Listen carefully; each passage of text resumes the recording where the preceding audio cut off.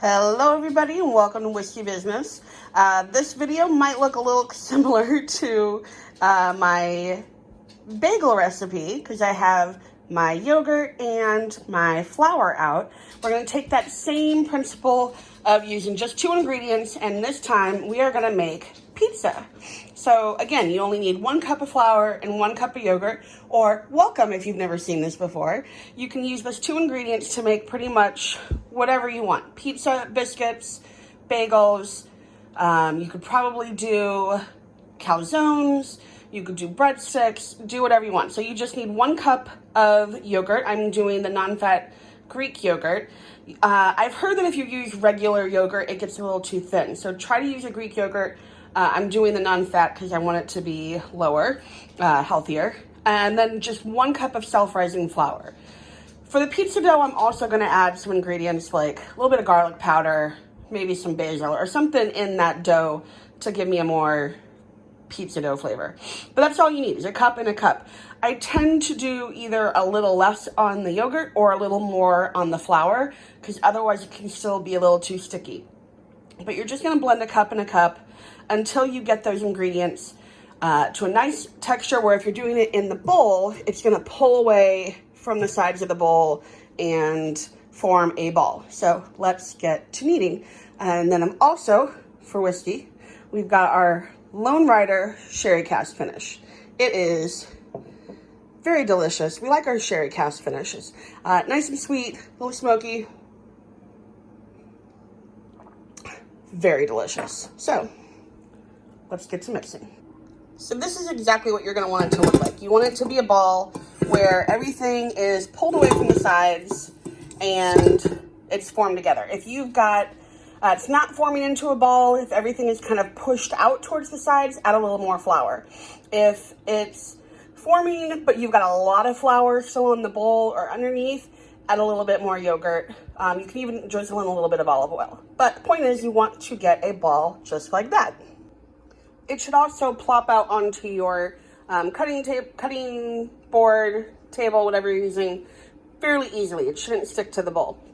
So I put this on a floured surface, and I'm going to let this rest for a little bit. I'm going to sprinkle a little more flour on the top. Let it rest for about 5 minutes. Then I'm going to start to form it into a circle. We are cooking this in a cast iron.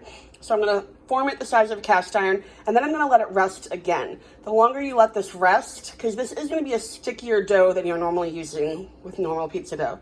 The longer you let this rest, the easier it will be to work with and spread, and just the better it will be. The second little trick for making at home super easy pizza is to make your own sauce. You can buy a jar of sauce and whatever you like, perfectly fine. But save a few dollars, make something super simple. All you need is 1 small can of diced tomatoes, whatever kind you like. I use fire roasted, I just like the flavor it gives, and then put whatever you want in it. I've got some sprigs of basil, dried oregano, dried parsley, dried thyme, a couple of cloves of garlic, some crushed red pepper. I like to do the no salt added because I want to add my own. I find any sort of can of vegetable way over salts it. So added my own salt and pepper, whatever seasoning you want. If you want to make this spicier, add some Calabrian chili oil or whole Calabrian chilies in there, whatever you want.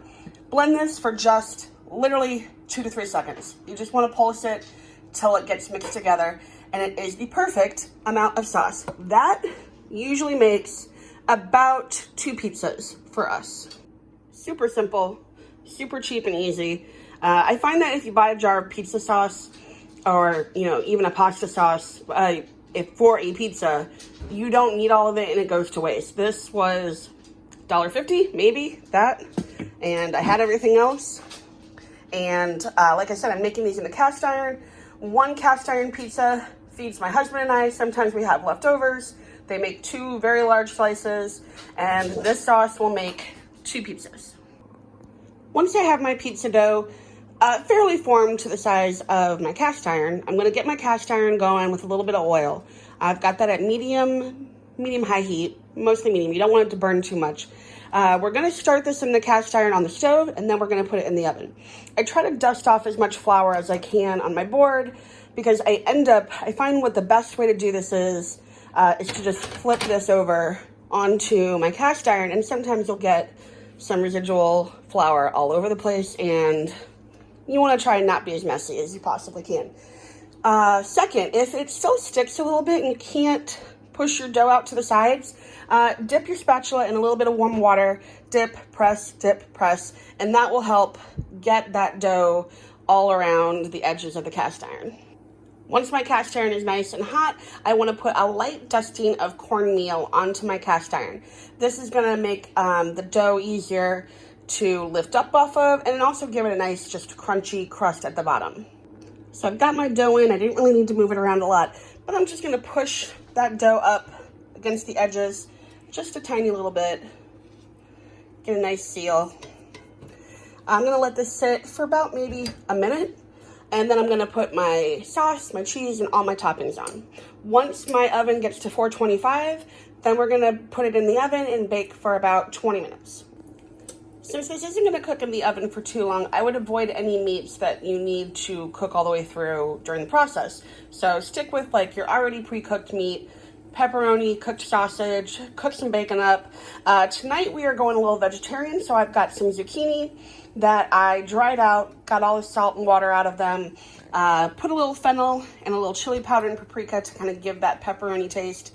First I did a layer of sauce, cheese, my veggies, nice light layer of cheese on top of that with some fresh mozzarella, and I'm gonna drizzle a little tiny bit of olive oil, and then we're gonna pop this in the oven. And after 20 minutes, it looks perfectly golden, delicious, and crispy. I just tore a little bit of fresh basil, spread it across the top. We're going to take a spatula and get that out and cut that up, and you will hear how crunchy, delicious, and perfect it is. I just want you to hear that crunch. And there we have perfectly crispy, delicious, homemade, at home, 2-ingredient pizza dough. So I hope you like it. Try it, share it. Tell me what you like, what you didn't like, what would you like to see next. Hit that like, hit that subscription, hit the little bell for notification, and I will see you next time.